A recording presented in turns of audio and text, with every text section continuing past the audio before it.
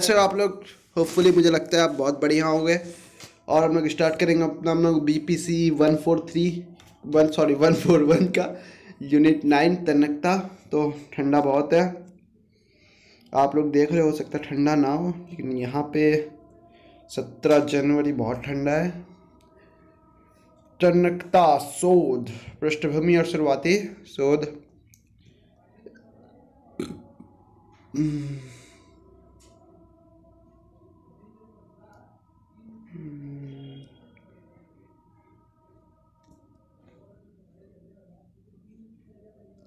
चलो देखते क्या है। कई दशकों तक मनोवैज्ञानिक ने शोध अभाव आधारित उपागम पर आधारित कई दशकों तक मनोविज्ञान में शोध अभाव आधारित उपागम पर आधारित था। अर्थात यह इस बात से अन्वेषण पर केंद्रित था कि व्यक्तियों के साथ क्या गलत है और इसे सही करने में कौन सा तरीका खोजे जाए। यह चिकित्सा विज्ञान, मनोचिकित्सा और नैदानिक मनोविज्ञान जैसे विषयों के उपागम के समान है, जहाँ पेशेवर लक्षणों का पता लगाते हैं और फिर दवा या चिकित्सा के माध्यम से उन्हें दूर करने का प्रयास करते हैं। इसलिए समय के साथ इस बारे में प्रचुर मात्रा में साक्ष्य एकत्र किए गए कि क्या गलत है और कैसे ठीक किया जाए, लेकिन व्यक्तियों के साथ क्या सही है और इसे कैसे संवर्धित किया जाए, मतलब क्या थोड़ा सा अच्छा है और उसे कैसे बढ़ाया जाए, इस पर भी ध्यान दिया गया। तन्यकता जैसे अन्य विषयों की तुलना में पीड़ा, असुरक्षा और लक्षणों जैसे मुद्दे पर अधिक ध्यान दिया गया। ठीक है, इसका कारण उस अवधि से विशेष घटना जैसे विश्व युद्ध में निहित हो सकता है, जिसके चलते शोधकर्ता ने काम के अन्य क्षेत्रों में मनोवैज्ञानिक लक्षणों और विकारों का अध्ययन की प्राथमिकता दी। इसके अलावा सिगमंड फ्रायड और अल्फ्रेड एडलर सहित इस क्षेत्र में विभिन्न अग्रणी व्यक्तियों द्वारा लोकप्रिय किए गए मनोगतिक उपागम का उस काल के शोध और व्यवहार पर शक्तिशाली प्रभाव पड़ा। इसके बाद उस अवधि में अन्वेषण ने सकारात्मक अनुकूल की तुलना में मुख्यतः पीड़ा और असुरक्षा का समाधान किया। इस अभाव आधारित उपागम के तहत निर्धनता और प्रकृति आपदा जैसे वंचित पारिस्थितिकी में बड़े होने वाले बच्चों में वयस्कता में अनुकूलित परिणाम प्रदर्शित करने संबंधित पर्यावरण अध्ययन किया गया। दूसरी तरफ वयस्कता में सकारात्मक परिणाम दिखाने वाले वंचित पृष्ठभूमि के बच्चों में शोध तुलना के रूप में क्रम प्रचलित थे। इस उपागम में मनोविकृति संबंधी उपागम के रूप में जाना जाता है, जो कि कई दशकों तक मनोवैज्ञानिक शोध पर हावी रहा। 1998 में प्रोफेसर मार्टिन सेलिगमैन जब अमेरिकी मनोवैज्ञानिक संघ के अध्यक्ष बने, तो उन्होंने इस तथ्य की ओर ध्यान आकर्षित किया कि पीड़ा का अध्ययन करना बेशक महत्वपूर्ण है, लेकिन यह समझना भी जरूरी है कि लोग फलते फूलते कैसे हैं, मतलब उनमें खुशी की भावना को, है ना। प्रोफेसर सेलिगमैन की अगुवाई में सकारात्मक मनोविज्ञान आंदोलन की बढ़ती लोकप्रियता ने शोधकर्ताओं को इस बात के लिए प्रोत्साहित किया कि लोग असफल क्यों होते हैं कि बजाय वे अपना ध्यान लोग सफल क्यों होते हैं पर केंद्रित करें, कि लोग जो सफल हो रहे हैं, आज के समय में लोग यही चीज़ देखते हैं कि दुनिया में लोग सफल हो रहा है तो क्यों हो रहा है, उसने कैसे कैसे क्या क्या किया। बच्चे तुम भी ऐसे ऐसे पढ़ो, हो सकता है तुम भी वैसे हो जाओ, है ना। हर लोग में तो इंडियंस में ये चीज़ हमेशा से रही कि गलतियों को तो समझते हैं, अरे ये देखो ये भी वैसे ही कदम पे चल रहा है, देखो वो वैसे ही कदम पे चल रहा है, और अच्छाई को भी हमेशा बढ़ाते रहता है कि हाँ तुम उसी तरीके की अच्छाई की तरफ प्रोत्साहित करते हो, गलत को टोका जाता है। हम लोग में इंडियंस में तो ये सबके घर में हो रहा है। ठीक है, इसके पीछे मूल विचार यह है कि संतुलित उपागम अपनाया जाए जो ताकतें बढ़ाने के साथ साथ लक्ष्यों को कम करने पर लक्षित हो। ठीक है, मतलब क्या बोलते हैं, किसी भी तरीके की समस्या उसको तो कम करना है, लेकिन जो अच्छाई है, जो अच्छी चीज़ है, उसको भी बढ़ाने पर ध्यान दिया जाए। 1995 के दशक से शुरू होने वाले अनुदैर्ध्य अध्ययनों को माइकल रटर और क्या है एमी वर्जन और रूथ स्मिथ जैसे अग्रणी व्यक्तियों ने माता पिता के मानसिक रोग, माता पिता संबंधों की जटिलताओं और निर्धनता से जुड़े वंचित पृष्ठभूमि के बच्चों में अनुकूलित परिणाम का अध्ययन करने पर ध्यान केंद्रित किया। ठीक है, और लंबी को छोटी कहानी है। इस क्षेत्र में अन्वेषण जैसे जैसे आगे बढ़े शोधकर्ता तन्यकता को समझने में महत्वपूर्ण जोखिम कारकों और सुरक्षात्मक प्रतिक्रियाओं की सूची चिन्हित करने में सक्षम हो पाए, जो कि थे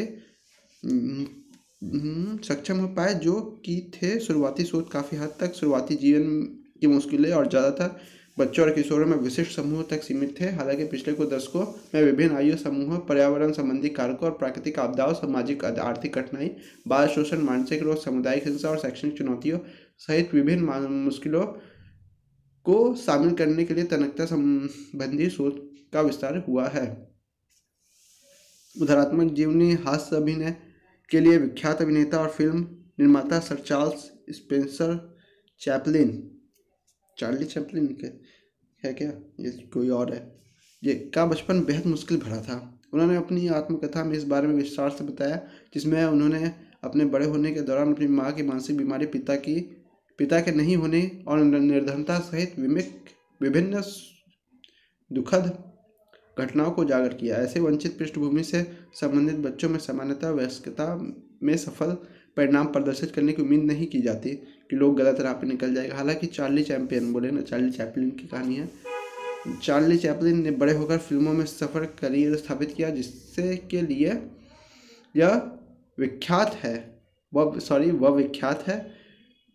अपनी मृत्यु के कई दशक बाद भी वह अपने काम के चलते लोकप्रिय रहे, क्योंकि उनका काम विश्व भर के दर्शकों का मनोरंजन करता रहा। ठीक है, कार्यप्रणाली संबंधी विचार। तन्यकता सर्वाधिक प्रचलित कुछ मापकों ने कॉनर डेविडसन तन्यकता स्केल, संक्षिप्त तन्यकता स्केल और तन्यकता स्केल आदि है, परंतु वे अनुकूल व्यक्तिगत प्रक्रिया के बारे में गहराई से जानकारी प्रदान नहीं करती है। इसके लिए गुणात्मक उपागम अधिक लाभदायक है। तन्यकता के अनुभव में व्यक्ति अंतरों और अनन्य अनुकूल रणनीतियों के समझने और गुणात्मक तकनीकें जैसे साक्षात्कार लाभदायक होते हैं। तन्यकता शोध में अन्वेषण की गई कुछ कला आधारित तकनीकों में नाटकीय रूपांतरण, ड्राइंग, पेंटिंग और फोटोग्राफी शामिल है। तन्यकता अनुभव का एक बड़ा हिस्सा चूंकि व्यक्तिपरक है, इसलिए व्यक्तिगत संदर्भों का अन्वेषण करने वाले विधियों का उपयोग करना महत्वपूर्ण है। तन्यकता समझने में सांस्कृतिक और प्रासंगिक कारकों का अन्वेषण करना महत्वपूर्ण है। मिश्रित विधि उपागम भी समग्र तन्यकता अनुभव के बारे में व्याख्या समझ प्रदान करता है। भारत में तन्यकता पर शोध। भारतीय समाज में बहुसांस्कृतिक होने के कारण यह तन्यकता संबंधी शोध के लिए आकर्षक परंतु जटिल क्षेत्र बन जाता है। सामूहिक संस्कृति की विशिष्ट विशेषताएं जैसे पारिवारिक और सामाजिक जुड़ाव सुरक्षात्मक कारकों के रूप में कार्य करती है, परंतु सामाजिक, सांस्कृतिक और पारंपरिक मानदंडों के अनुरूप रहने की उच्च अपेक्षा जोखिम कारक के रूप में कार्य कर सकती है। भारत में तन्यकता संबंधी शोध बड़ी प्राकृतिक आपदा जैसे चक्रवात और भूकंप के बाद हुआ है। यह विविध जनसंख्या समूह जैसे छात्रा, मानसिक बीमारी, बचपन की प्रतिकूल अवस्था आदि का अन्वेषण करता है। भारत में तन्यकता शोधकर्ता में सुरक्षात्मक कारकों का अध्ययन किया एवं तन्यकता मापन और हस्तक्षेप का विकास किया है। अनुकूलन भारत के हटाओ ये तन्यकता संबंधी शोध के 4 लहरें। तो अन्वेषणकर्ताओं ने सुझाव दिया कि तन्यकता संबंधी शोध के उभार को 4 लहरों में समझा जा सकता है। इसमें राइट, मार्स्टेन और नारायण द्वारा विस्तारपूर्ण समझाया गया। अच्छा, 3 लोग हैं, सोचिए ये लाइनों का नाम 3 ही है। द्वारा विस्तारपूर्ण समझाया गया। इसमें प्रत्येक लहर के दौरान अन्वेषण के फोकस को नीचे दिखाया गया है। सामाजिक और लहर 1 है सामाजिक और व्यक्तिगत सफलता को पूर्वानुमान करने वाले तन्यकता गुणों की सूची। दूसरी है कारकों के बीच पारस्परिक संबंधों सहित तन्यकता पैदा करने वाली प्रतिक्रियाएं। तीसरी है तन्यकता हस्तक्षेपों के माध्यम से पिछली लहरों का निष्कर्षों का अनुप्रयोग। चौथी है कोशिका और तंत्रिका स्तरों पर तन्यकता रहित विभिन्न मार्गों की पहचानना। तन्यकता संबंधी शोध की पहली लहर ने उन कारकों की सूची की पहचान की जिन्होंने तन्यकता के मार्कर के रूप में माने जाने वाली क्षमता में योगदान दिया। इसमें व्यक्ति के लिए नियंत्रण और आत्म प्रभावकारिता का आंतरिक स्थान जैसे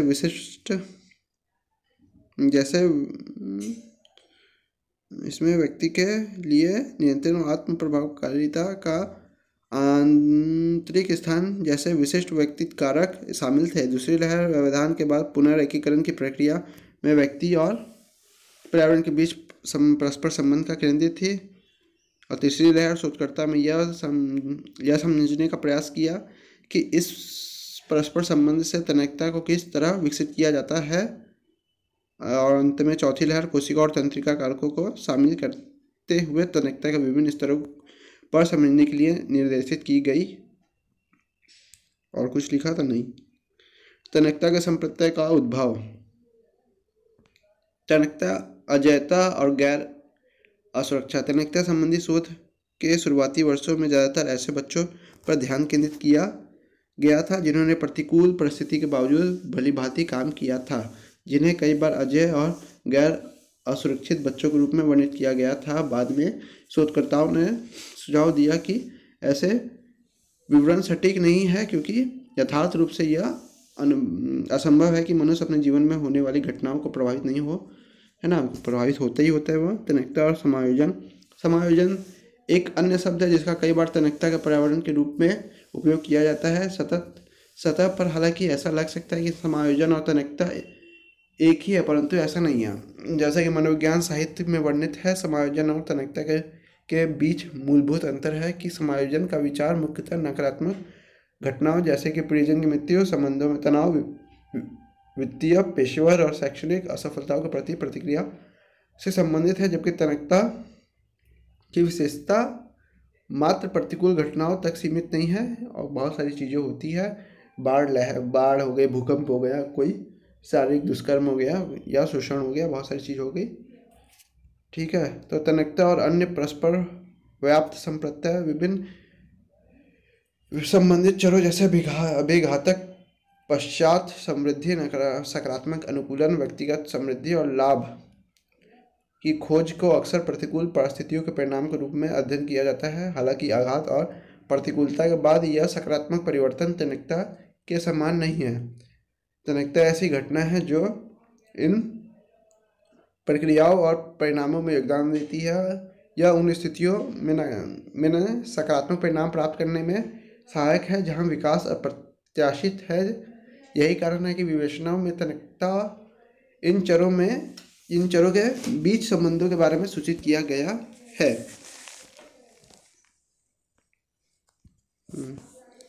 बाउंस बैक और बाउंसिंग फॉरवर्ड के रूप में तन्यकता किसी को आगे और किसी को पीछे ढकेलने के रूप में। तन्यकता संबंधी शोध में शुरुआती वर्षों में तन्यकता को अक्सर प्रतिकूल परिस्थितियों के वापस उछाल के रूप में वर्णित किया गया कि किसी चीज़ को ख़त्म करके आगे जंप करा दो, है ना, और किसी चीज़ को ख़त्म करके जैसे वो पूर्वानुमान में जैसी उसकी घटना थी, जैसा उसका जीवन था, उसी जीवन में उसको वापस ला के रख दो। किसी को किसी तरीके का शोषण या दुष्कर्म हुआ है तो उसको लोग उसके पीछे के वर्तमान में ला करेंगे। जैसे आपके पास पहले सब कुछ चल रहा था जीवन में, वैसे ही सब कुछ चलेगा, किसी को कुछ पता नहीं चलेगा, कोई आपको किसी तरीके से ट्रीट नहीं करेगा।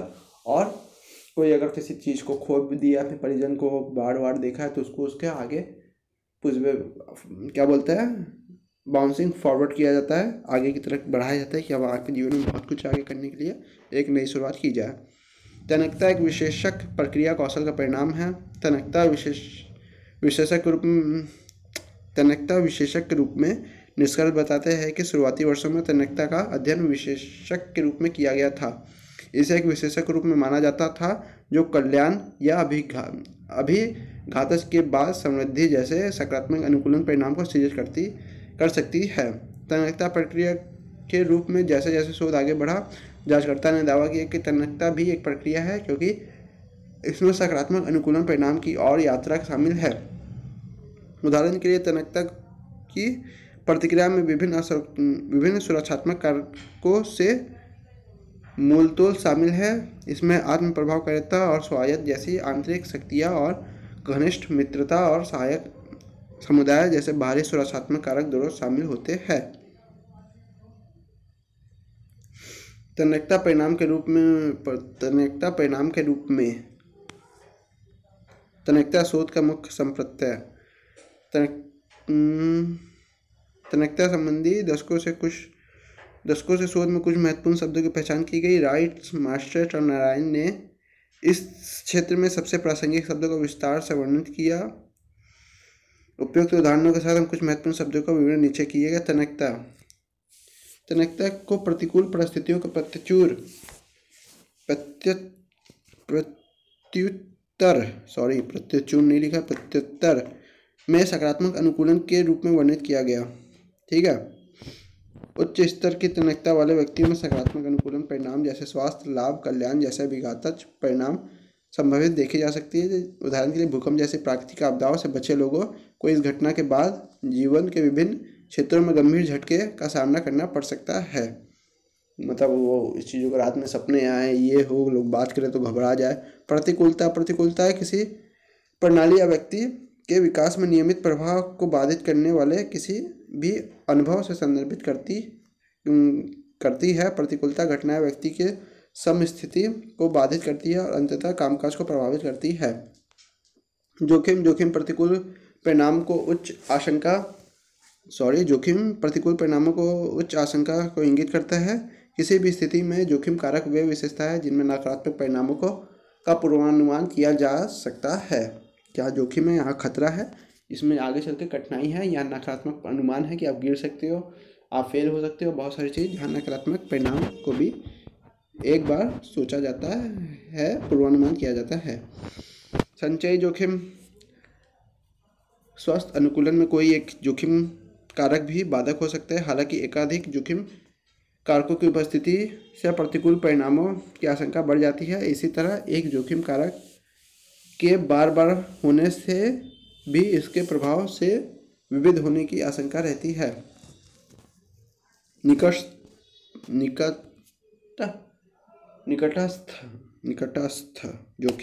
निकटस्थ जोखिम में किसी व्यक्ति द्वारा सीधे अनुभव किए जाने वाले सभी जोखिम कारक शामिल होते हैं। सीधे अनुभव किए जाने मतलब डायरेक्ट। दूरस्थ जोखिम जो थोड़ी दूर में होता है। तत्काल परिवेश के अलावा पर्यावरण के भीतरी मौजूद अन्य जोखिम कारक दूरस्थ जोखिम के रूप में जाने जाते हैं, जो अभी नहीं होता है, कुछ समय बाद होता है। सुरक्षात्मक कारक जोखिम कारक और अनुकूल के लिए हानिकारक है। जोखिम विकास और अनुकूल के लिए हानिकारक है। वह सुरक्षात्मक कारक प्रतिकूलताओं के प्रभाव से बचाते हैं। तन्यकता के शोधकर्ताओं ने यह चिन्हित किया कि सुरक्षात्मक कारकों की उपस्थिति से ये संकेत मिलता है कि प्रतिकूल परिस्थितियों का सामना करने पर व्यक्ति तन्यकता परिणाम प्रदर्शित करेगा। संचयी सुरक्षा शोध इंगित करता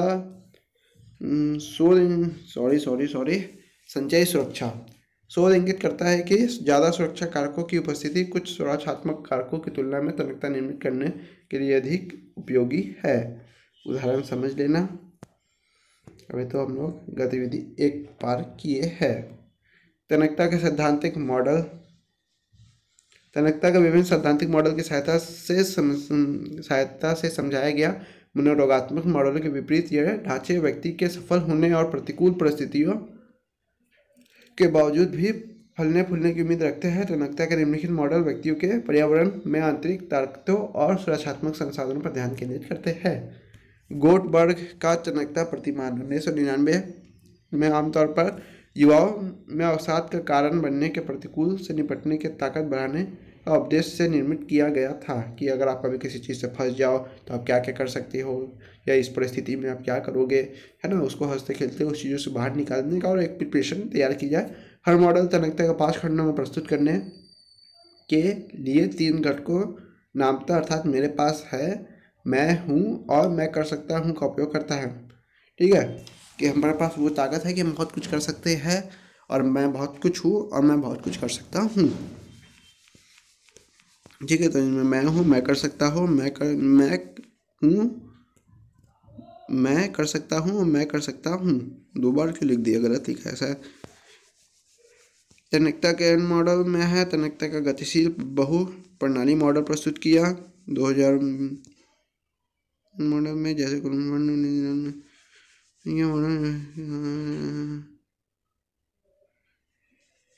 2020 में उंगार और थेरॉन ने तन्यकता का गतिशील बहु प्रणाली मॉडल प्रस्तुत किया। यह मॉडल तन्यकता में जैव मनोविज्ञान सामाजिक परिस्थिति की प्रणाली की भूमिका को स्वीकार करता है। यह मॉडल प्रस्तावित करता है कि तन्यकता संबंधी शोध में अनुष्ठानों से लेकर सामुदायिक गतिविधि तक की संस्कृति और संदर्भगत प्रतिक्रियाओं का समाधान करना महत्वपूर्ण है।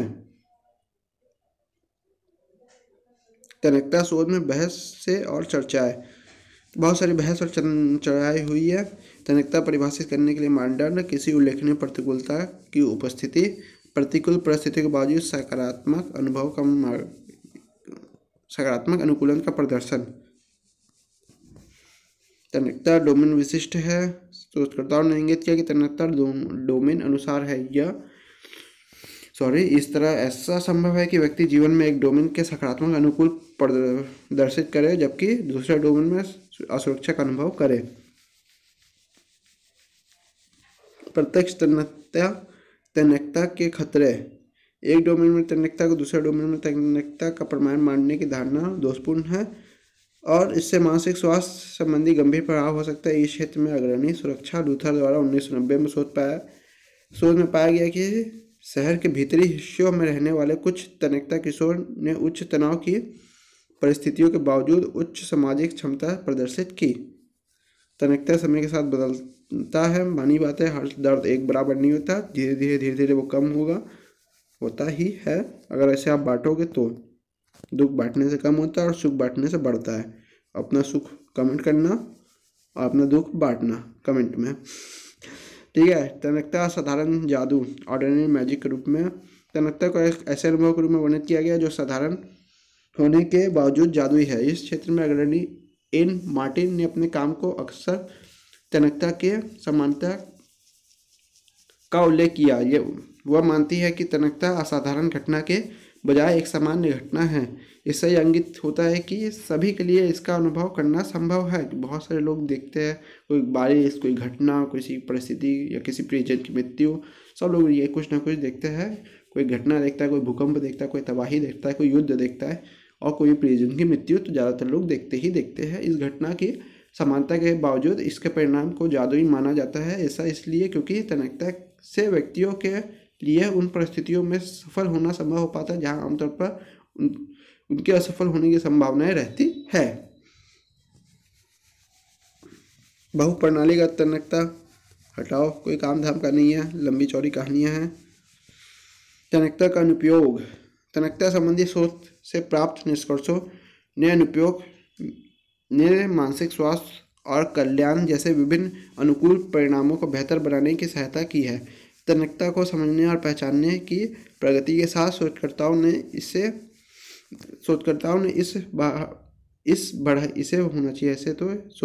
इसे बढ़ाने में रुचि ली। तीसरी लहर में शोधकर्ताओं ने कमजोर आबादी के बीच तन्यकता अनुकूलन को बढ़ावा देने के लिए से प्राप्त निष्कर्षों को लागू करना शुरू कर दिया। हालांकि अधिकांश प्रारंभिक हस्तक्षेप बच्चों और किशोरों पर किए गए थे। अब दुनिया भर में विभिन्न आबादी पर और देशज लोगों पर भी इन हस्तक्षेपों का प्रयोग किया जाता है। तो थोड़ा मीडियम ही रहा ये वीडियो, कोई बहुत बड़ी चीज़ नहीं है। तन्यकता से हो सकता है एक क्वेश्चन आ जाए, आने के चांस हमें ना के बराबर लगता है। तन्यकता जैसी चीज़ों से क्वेश्चन उसका मूड खराब रहेगा तो पूछ लेगा, बना देगा, ऐसे बनने के चांस नहीं है। 8 में से 5 करना रहता है। तन्यकता को समझना या इसका कोई मॉडल आ सकता है, कोई डायरेक्ट क्वेश्चन बन सकता है, बनेगा तो। तन्यकता का जैसे इकाई संबंधित प्रश्न में दिया गया, तन्यकता में जोखिम और सुरक्षात्मक कारणों का वर्णन करें, है ना। क्या आप सहमत है कि तन्यकता साधारण घटना है? अपने उत्तर के समर्थन में उदाहरण दें, ठीक है। बहुत सारी चीज़ों से क्वेश्चन बन सकता है इस चैप्टर से, लेकिन बनना नहीं चाहिए क्योंकि बहुत इंपॉर्टेंट चैप्टर नहीं है। लेकिन होना होता है जब किस्मत खराब होती है, दिन खराब होता है, स्थिति खराब होती है, चैप्टर स्किप किया जाता है, तो वहीं से ही क्वेश्चन बन जाता है। तो जाते जाते किसी भी तरह कोई प्रॉब्लम या डाउट या कोई क्वेरी या कोई सुझाव या वीडियो कैसी लगी हो या कोई पार्ट अच्छा लगा हो, ख़राब लगा हो, तो आप कमेंट बॉक्स में कमेंट जरूर से कीजिएगा और हम उसको देखेंगे। और किसी भी तरह कोई पर्सनल डाउट या क्वेरी या कुछ प्रॉब्लम हो तो आप डिस्क्रिप्शन बॉक्स में दिए हुए किसी भी एक लिंक पर मुझे डायरेक्टली मैसेज कर सकते हैं। हम मिलेंगे यूनिट 10 में। तो जाते जाते वीडियो को लाइक और चैनल को सब्सक्राइब करते जाइएगा। Thank you for watching. मिलते हैं नेक्स्ट लेवल के नेक्स्ट वीडियो में। Tata bye bye.